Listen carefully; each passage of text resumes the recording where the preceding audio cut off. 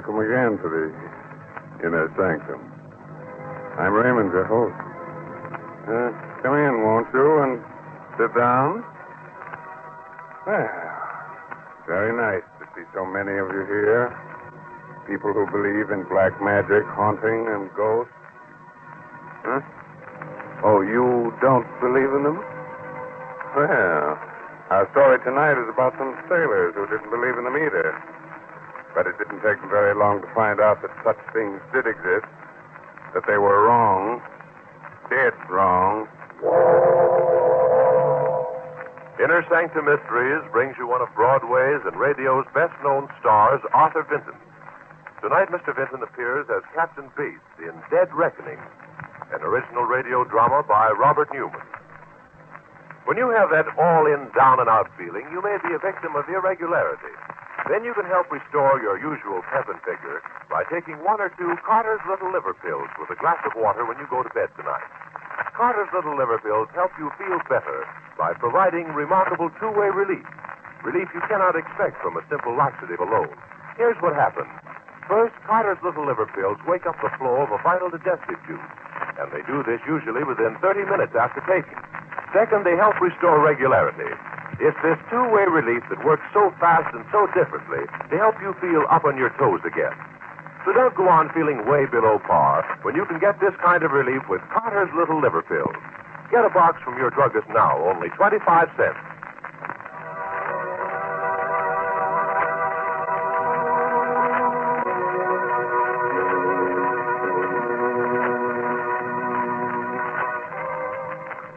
And now I think we're ready.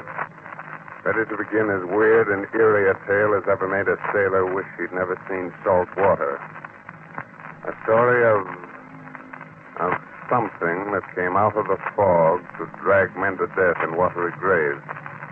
So, if your nerves are good and you're not afraid of nightmares, then turn down the lights and listen to Dead Reckoning. The Great Banks, which lie off our eastern seaboard, are perilous waters, shrouded throughout most of the year by heavy fog. Slipping through the thick gray pall, this fog-horn wailing like a lost soul, is a small tramp steamer. It is late afternoon. There are two men on the bridge. Suddenly, the door of the wheelhouse opens. Afternoon, Mr. Ross. Good afternoon, Captain. Weather still is pretty dirty, eh? It's thicker than ever. You got lookout posted? Just one man in the bow and one aloft. Good. I've been sailing these waters for 20 years, and I'm never really happy till I'm off the bank. I know, sir. Guess it's the fog. Never knowing what's ahead of you. What's likely to come out of it. Something's ahead, sir. Just off the port bow. What? Where? There it is, a schooner. It's almost dead ahead. Put your helm over hard. Hard over it is, sir. He's still coming with... There, we're just clear astern. Another half minute, we'd have cut her in two. Ahoy, you lubbers! What in thunder's the matter with you? Why aren't you sounding your foghorn? Something does seem to be the matter, sir. There's no one at the wheel. Yes, you're right. No one at the wheel, no one on deck, and... Look there. A distress signal. We'd better look into this. Half speed astern. Half speed astern, sir. Half speed astern. What do you think it is? I don't know. But she looks to me as if she's been abandoned. Maybe you'd better lower a boat, Mr. Ross. There is someone aboard it, sir. Look, just coming up from below. Great Scott, he's dived overboard. He's swimming this way. Up forward, Mr. Ross, and heave him a line. And when you get him on board, bring him up here. Aye, aye.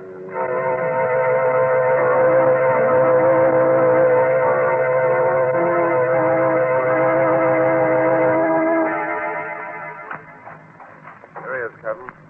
Kind of rocky. Got banged up a bit before we can haul him on board. Take it easy there. I'm all right. Listen, Captain. Get away from here fast. Get away? What about the schooner you jumped off? The rest of the crew? Dead. Every last man. Dead? I'm the only one left alive. Dead of what? That thing got them. One after another. That gray thing from the sea. If I hadn't locked myself in the galley, it What would are have... you talking about? Oh, I'm sure you'd better lower a boat. Take a look-see, Mr. Ross. Aye, aye, sir. No. No, you fools. Don't you realize that it's still there? On the schooner. He wanted to follow you back here, kill you off one by one, too. Don't you realize? Oh, here, catch him on. All right, sir. I've got him. Good.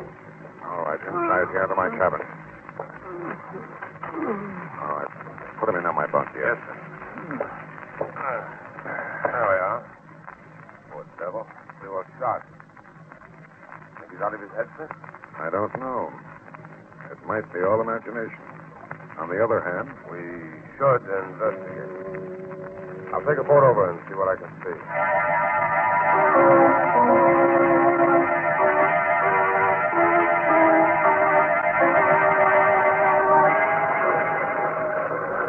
Get boys, man. Let her run. Around the stern. Here's her name, sir. The Sea Spray. Uh-huh. Grab that line. Make it fast, Johnson. Aye, aye, sir.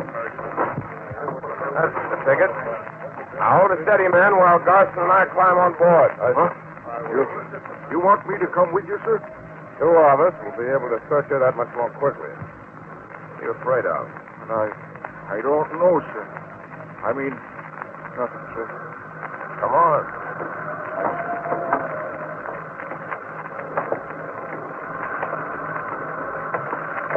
She still got all her sails set, sir. And everything battened down, just as if there was nothing wrong.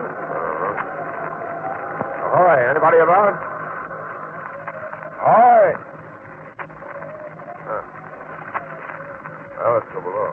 But what's the need of that, sir? If there was anybody down there, wouldn't they answer? Suppose they're sick. Suppose it's the plague or something. Well, okay, sir.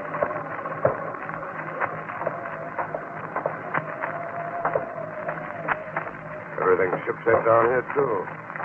Closed, careful. Still under all the bunks. That must be the galley. Take a look in there, Garson. I see. Nothing in here either. Hot still on the stove like the cook had just been fixing supper. Couldn't have been a fire, sir. No sign of it anywhere. Couldn't have been a leak. A crew taking her to the boat because they thought she was sinking. She's not riding as if she was waterlogged. Let's get out of here, sir. What's the hurry? What are you so jumpy about? Jumpy? Who's jumpy? It's just that... Well, suppose I am. A crew don't abandon ship out in the middle of the banks for no reason. No, that's true. They don't. I'd give plenty to know what that reason was. Well, okay, Garson, come on. Let's get back to the ship.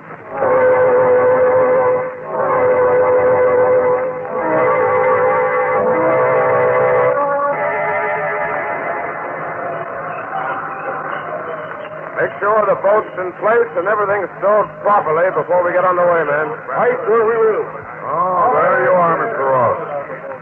Well, what'd you find out? Nothing, sir. Nothing? Now, what do you mean? Just that, sir. We didn't find out a blessed thing. We looked her over from stem to stern. Everything was shipshape. There didn't seem to be a single reason why they should have abandoned her. But there wasn't a soul on board. Strange. Mighty strange. Well, let's go inside and see if our friends come through yet. Yes, sir. Hey, he's trying to sit up. Oh, here, now let me help you. Yeah. Are you sure you're all right now? Yes, sir. Sorry I keeled over. I guess I was in worse shape than I thought I was. I'm sorry I spoke to you like that. Oh, now, forget it. What's your name? Banning, sir. Joe Banning. Banning, eh? Excuse me, sir, but are we underway now? Yes, just got started. Why? Well, it's the schooner we're away from. Then we're away from that cursed ship. The happier I'll be. If you hadn't come along when you did, we'd have to spend one more night on board that ship. Easy, Banning, easy. There's nothing to worry about now. The war began 2 nights ago. We've been out on the bank. We're fishing. For about 3 weeks by then. We were just starting back to port when the water went funny. Funny? How? Turned salty and red. Red as blood. Rust. Corrosion in your tank. That's what we thought at the time. But that night, men started disappearing. Disappearing? Captain Bassett himself was the first. I left him at the wheel. I went below to get some grub. When I came back on deck, he was gone. Gone? Gone where? We didn't know. We We put about, went back looking for him. We never found him. Stevens, the mate, took over, took the next trick at the wheel. When it was time to change watches, we found that he was gone, too. What are you getting at? The truth. Well, we figured we could still make port even though we were short-handed. Anyway, we were pretty sure we'd be off the banks, out of the fog belt by morning, so that if we blew a distress signal, it would be seen. But in the morning, there was still fog all around us. It was like we couldn't get away from it. And another man was gone. Now, look here, Now, just a second, Mr. Ross. Let him finish. And that's the way it went? One man after another disappearing with no way of telling where they'd gone or what had happened to them? Not exactly, sir. 2 more men went that day. Another that night. That left only 2 of us, Ross and myself. We were near crazy by that time. Trying to stick together. But we had to have someone at the wheel and we had to eat. I went down to the galley to get some hardtack. While I was down there, I heard Larson scream. I went back to the bridge. There he was fighting with it. What? That's just it. I couldn't really see it. Larson let out that one yell. Then went backward over the rail. I stood there staring. And all of a sudden I felt something. Something soft and slimy trying to take hold of me. I dived back down to the galley. Slammed the door. Wait a minute. You mean... Honey, something had come out of the fog and boarded the schooner. Something you couldn't see. It got all the rest of the crew, and if you hadn't come along when you did, it would have gotten me, too. Let's see.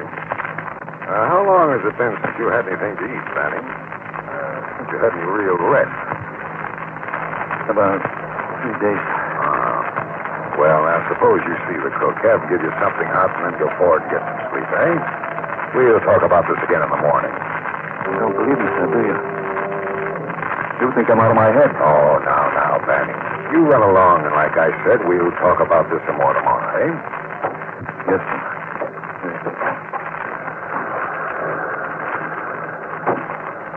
You don't believe him, do you, sir? You mean you do? Well, I don't know. But I won't be sorry when we get off the banks out of this fog tomorrow.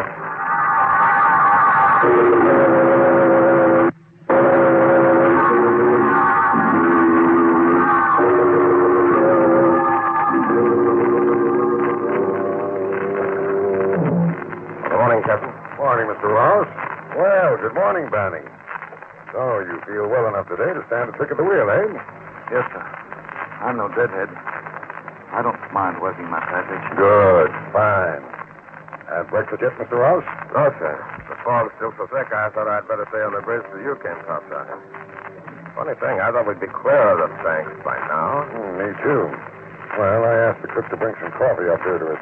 And later on, if the weather starts clearing, set it down here, cook. Aye, aye, sir. Anything the matter? What are you waiting for? Just for you to try the coffee, sir. Try it? What's wrong with it? What is wrong with it? It tastes terrible. What did you put in it? I didn't put anything in it, sir. It's the water. It's gone funny. Funny? Turned kind of red and queer looking. Captain, that's what happened on the sea spray just Now, before. quiet, Banning. It's probably just rust, cook. Is it, sir? Does rust taste salty? I say it's rust. And I don't want you to mention this to the crew. Very well, sir. So how are you going to keep him from finding it out for himself, sir? Oh, I almost forgot, sir.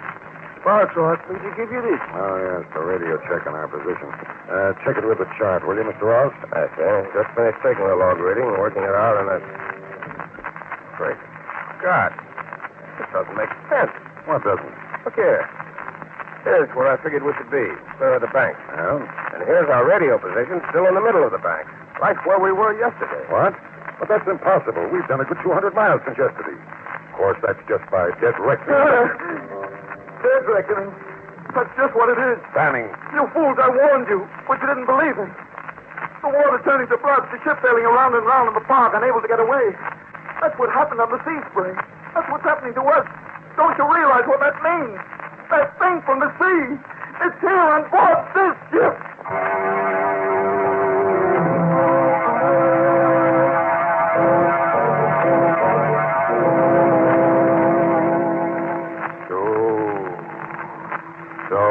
thing from the sea. The thing that can't be seen that came out of the fog and dragged an entire crew to its doom has taken possession of another ship. Will the same thing that happened to the Sea Spray happen again? In just a moment, we'll find out. Meanwhile... Don't sit back and envy the life of the party all that pep and ginger. You may suffer a headachy, sluggish feeling due to irregularity, but thousands of others do too. And many of them shake it off by taking Carter's Little Liver Pills. Try them tonight according to the directions on the package. Then tomorrow morning, see if you don't feel you can lick your weight in Wildcat. Here's the sound medical reason why Carter's Little Liver Pills are so effective. They can give you two-way relief for sluggishness, something you cannot expect from a simple laxative. First, Carter's Little Liver Pills wake up the flow of a vital digestive juice, and they start to do this usually within 30 minutes after taking. Second, they help restore regularity. It's this two-way relief that helps you feel better.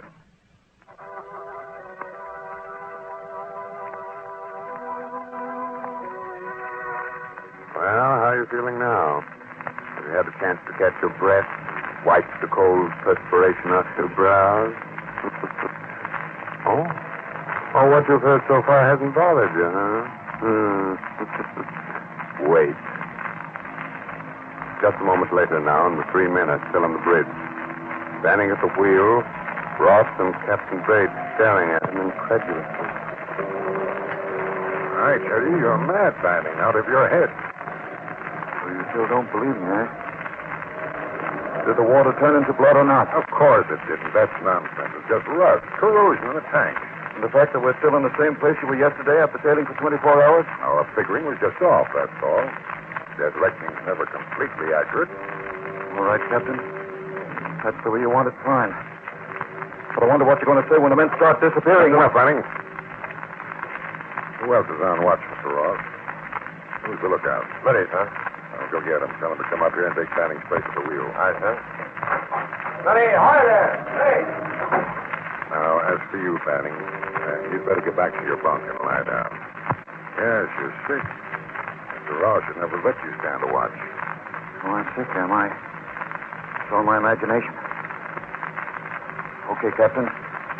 Let's say you're right about the water. Our position. What about the sea spray? What happened to my shipmates, the rest of the crew? I don't know, and I can't worry about that right now. That's something for the Coast Guard to look into. But I'm not going to have you scaring the wits out of my crew. So if you say one more word about this to anyone... All right, Captain. I won't. I've got a hunch I won't have to. What do you mean? Nothing except that... Captain Smitty's not there. He's gone. Gone? Gone where? I don't know. He reported here at 8 bells, went up to the bow to relieve Blake. That's the last anyone saw of him. You dumped the galley, the forecastle? No, sir. He must have dropped off to sleep or something. Fallen overboard. Fallen overboard. That's what we thought on the sea spray when Captain Bassett disappeared. But he didn't fall. He was dragged overboard by that thing. Will you shut up, Banning? I won't shut up. What can I say to make you believe me? I tell you it's here on board this ship. And it's going to get the rest of us one by one unless... There's only one thing to do. Take to the boat. Set fire to the ship and abandon it. What? No, I know you're mad. Get up forward and stay there. All right, Captain. I'll go. But remember, I warned you. Anything that happens from now on is on your conscience.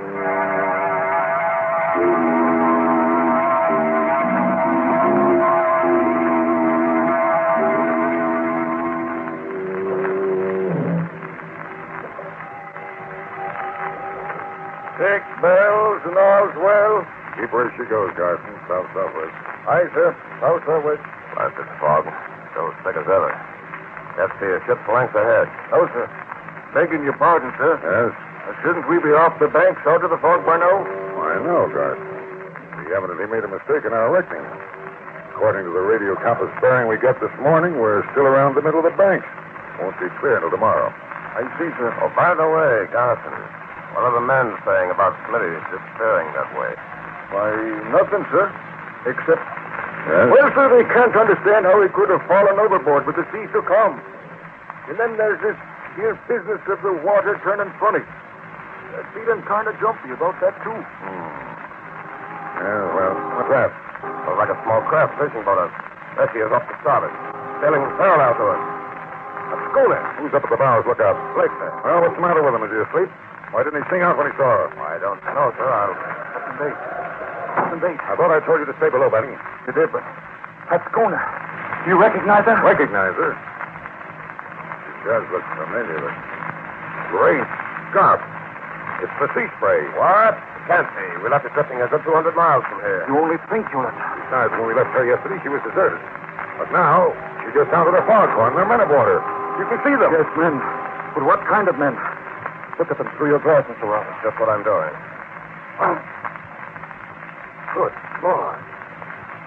Her face. It's all green, bloated, swollen. Why, they look as if they were dead. Look. They are dead. Drowned men come back out of the sea, sailing on and on through the fog, following us and waiting until... One more word out of you, Banning, and I'll put you in irons. Give me that glass, Mr. Ross. Too late, sir. The schooner is gone. Well, come on forward with me and let's see what's wrong with Blake. Yes. I'm coming too. Me too. Now, what's that? You're on watch, Gardner. Stay at the wheel.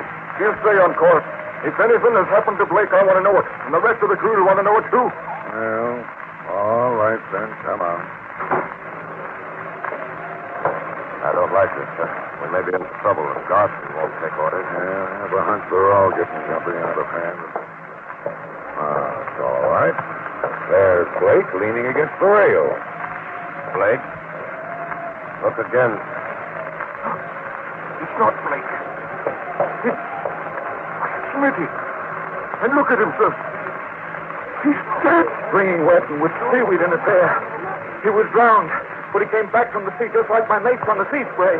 Blast you, Banning. I warned you, but you wouldn't listen. Now will you abandon ship, take to the boat? Now I've had enough of this. Enough of you and your warning. Grab him, Carson, Mr. Ross. I won't go through it again. I can't, darling. One man after another go over the side track to his captain. I know you sooner or later. Darling, no! He went overboard. Why, that's it. If he's rather commit suicide and stay on board this ship, we're not going to stay either. Come on, men. The boat. We're abandoning ship. What? You can't do that. Who's going to stop us? We are. Quick, Mr. Ross. The guns in my cabin. Guns, is it? No, you don't. Stay, men. I'll take Blake here. Leave him there in the hatch. If this blasted ship means so much, we'll let him free on it. We'll take him to the boat.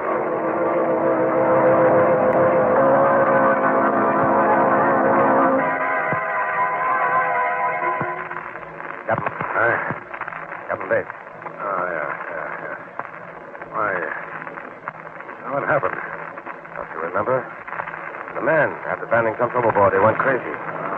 I remember now. They swarmed all over us. Did they really go? Abandoned ship? Every last man. We're all alone, just the two of us. Oh, help me up, will you, Mr. Ross? I'm still a little shaky. Of course. There you are. They didn't take the life raft, sir. We could probably get one of them over the side and... You mean you want to abandon ship, too? Well, not exactly, but after all, the two of us couldn't get her into port. Is that the reason, or is it because you're afraid? Because you're starting to believe in that thing from the sea also? About half and half. I mean, well, after all, everything that's happened so far, finding the sea spray deserted, Smitty and Blake disappearing, then Smitty coming back, drowned.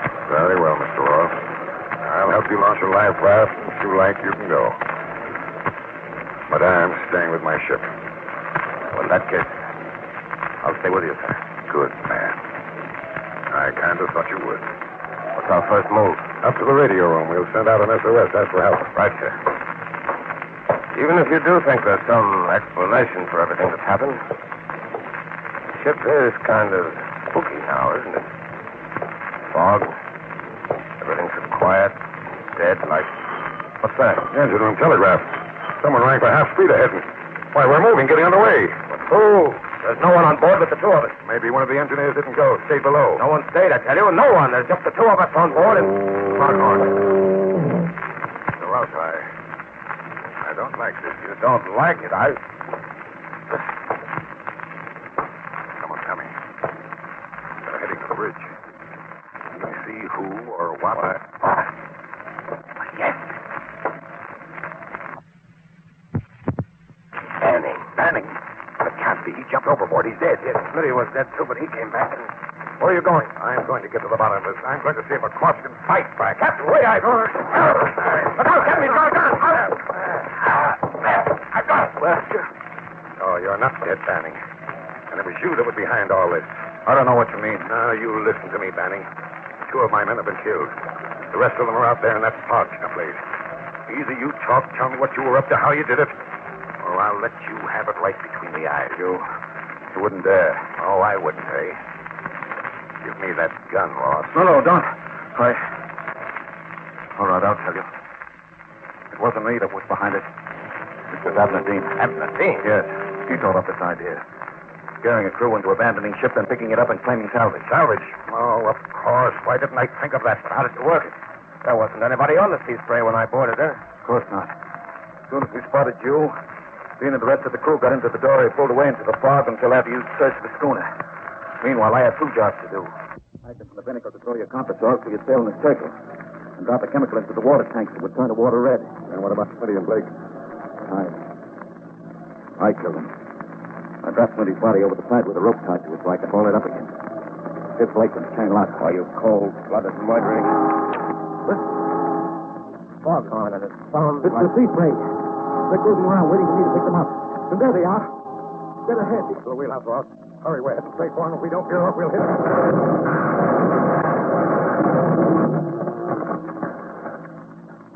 Please, run them down. Do you think? Yes. I'm afraid so, Ben. The propellers must have gotten those that didn't go down with the schooner.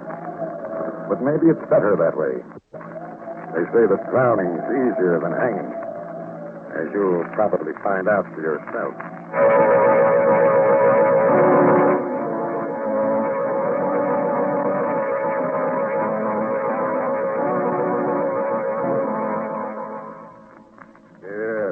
Yeah, what's that? You knew there was no such thing all the time?